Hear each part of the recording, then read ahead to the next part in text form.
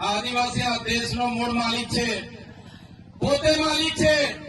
એટલે ગમે એવો ખમીરબંધી હશે, ગમે એવો કરોડોપતિ હશે, ગમે એવો અબજોપતિ હશે, એનાથી ઓબો બોબો કરી શકાય નહીં.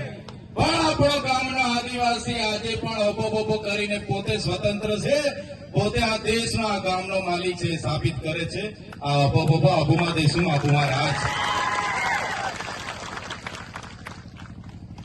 આદિવાસી આ દેશનો માલિક છે.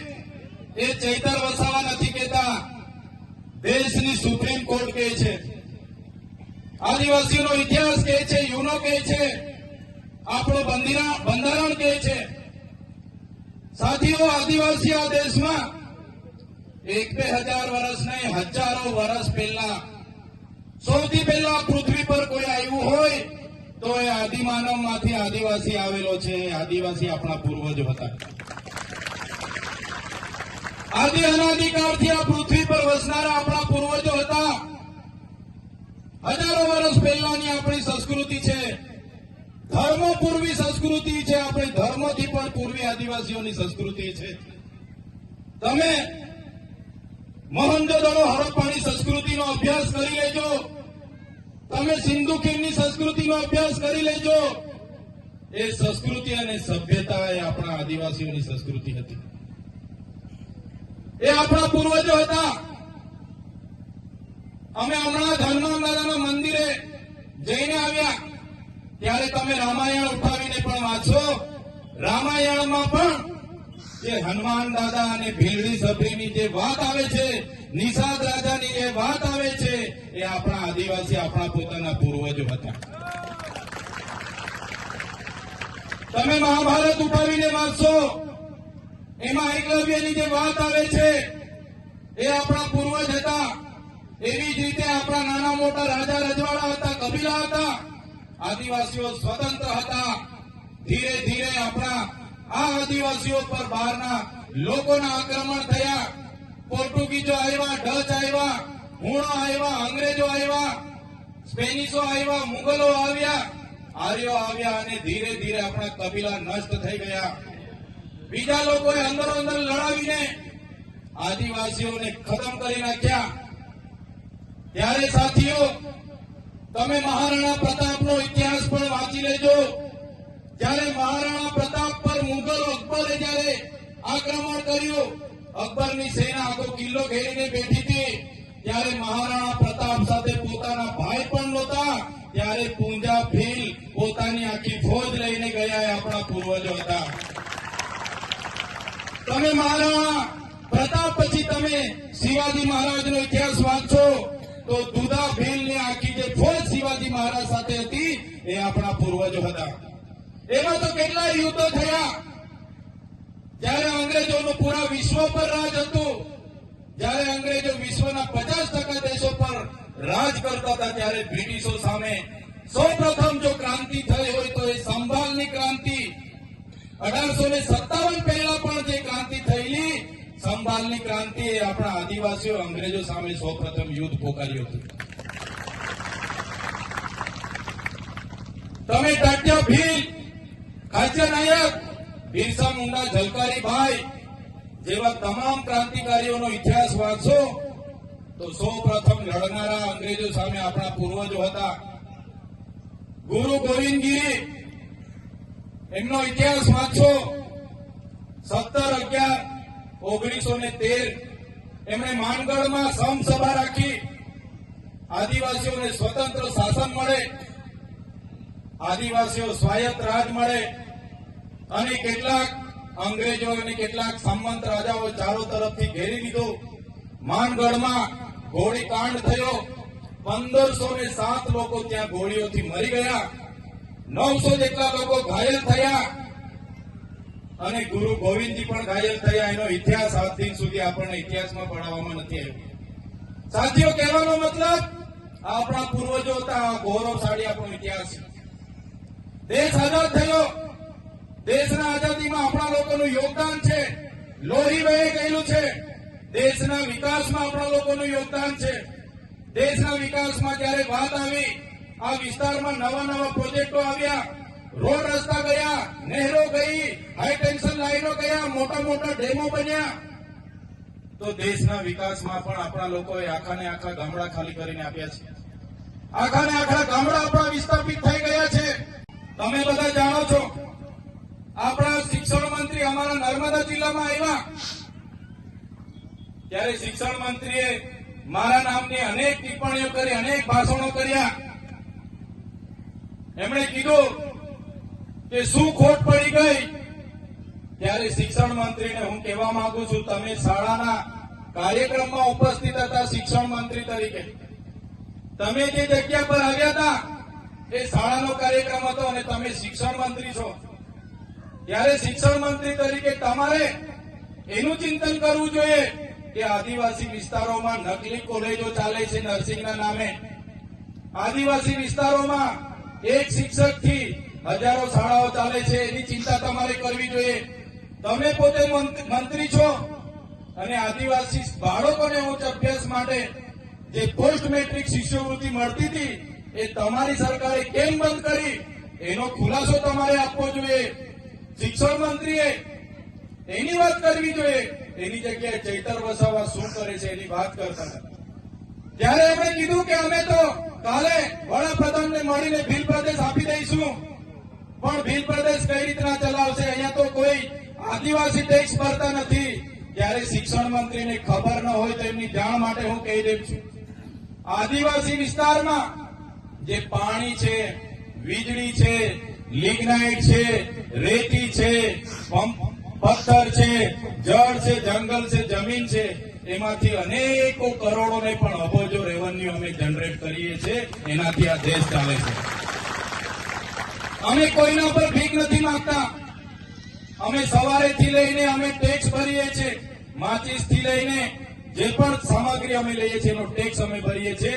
અને તમારા મળતિયાઓ, એનજીઓ, એજન્સીઓ, કોન્ટ્રાક્ટરો ટ્રાઇબલ સપ્લાયનું કરોડોનું બજેટ સગે વગે કરે છે. ત્યારે આદિજાતિ વિકાસ વિભાગે, તમે મંત્રી છો તો આદિવાસી બાળકોની સ્કોલરશીપ કેમ બંધ કરી એનો ખુલાસો તમારે આપવો જોઈએ.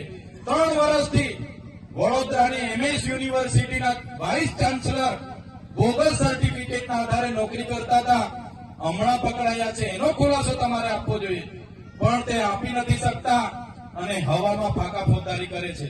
ત્યારે ભીલ પ્રદેશ અમે કાલે આપી દેવાની મોટી મોટી વાત કરતા હતા.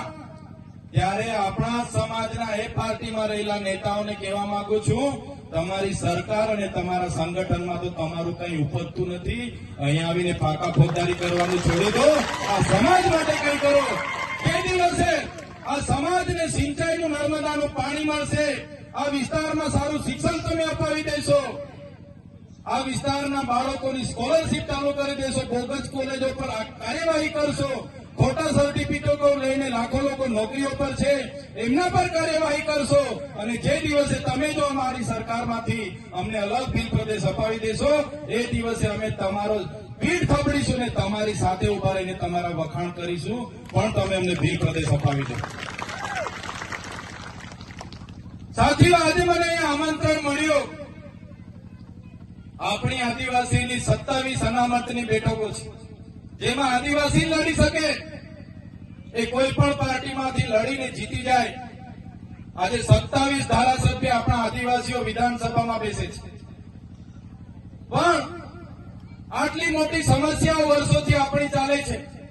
તો તે ડબલ એની જમીનો બધી દાહોદ હોય, મહીસાગર હોય, પંચમહાલ હોય, કેવડિયા હોય, નર્મદા હોય, આ સરકારના અધિકારીઓ શ્રી સરકાર કરીને બધા એમના મળતિયાઓને આપી દે છે. એક પણ નેતા આદિવાસીઓની જમીનો માટે, એક પણ નેતા આદિવાસીઓના શિક્ષણ માટે, એક પણ નેતા આદિવાસીઓના આરોગ્ય માટે બોલવા તૈયાર નથી. બધાને પોતાની ટિકિટોની પડી છે. જ્યારે પાર્ટી ઊંચી આંગળી કરવા ગઈ ત્યારે ઊંચી આંગળી કરે છે. એમને ખબર છે 2 હાથ જોડીશું એટલે તાલુકાની ટિકિટો એમને મળે છે.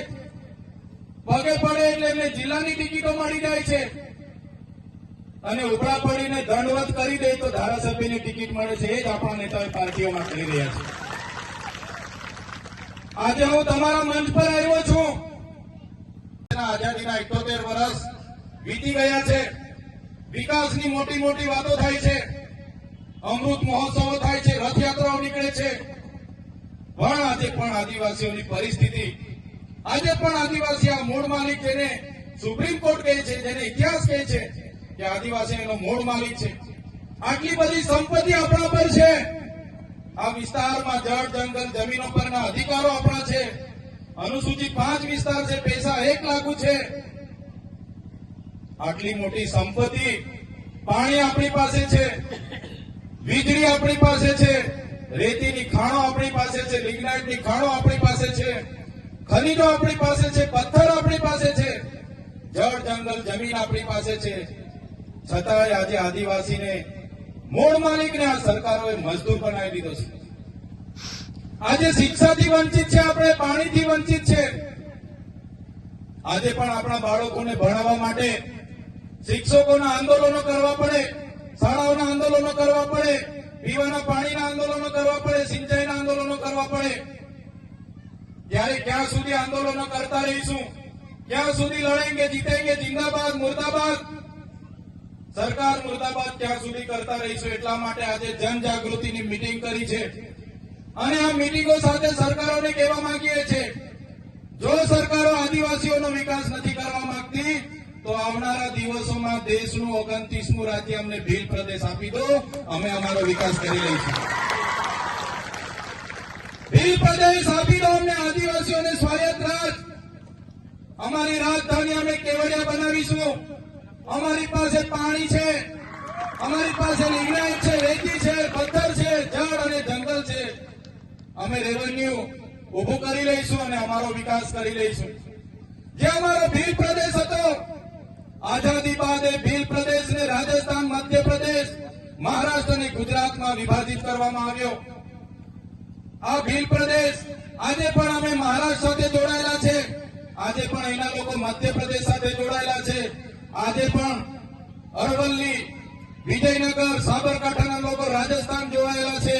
આજે પણ અમે બોર્ડરલેસ થઈને અમારી એકબીજાની રીત રિવાજો, અમારી પરંપરા, અમારી રૂઢિઓ, અમારો પહેરવેશ, અમારી બોલી ભાષા આજે પણ અમારી સાથે છે. આજે પણ અમે બોર્ડરલેસ થઈને એકબીજા સાથે રોટી બેટીનો વ્યવહાર કરીએ છીએ.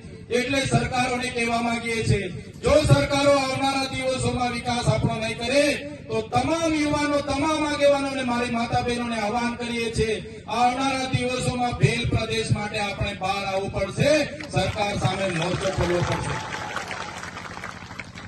જે રીતે તેલુગુ લોકોને તેલંગાણા મળ્યો, તમિલ લોકોને તમિલનાડુ મળ્યો, મરાઠાઓને મહારાષ્ટ્ર મળ્યું, ગુજરાતીઓને ગુજરાત મળ્યું, જે રીતે પંજાબીઓને પંજાબ મળ્યું, નાગા લોકોને નાગાલેન્ડ મળ્યું, ઝારખંડીઓને ઝારખંડ મળ્યું, એ જ રીતે અમને આદિવાસીઓને અલગ ભીલ પ્રદેશ આપી દો, અમારો રાજ્ય અમે અલગ બનાવીને અમારો વિકાસ કરી લઈશું.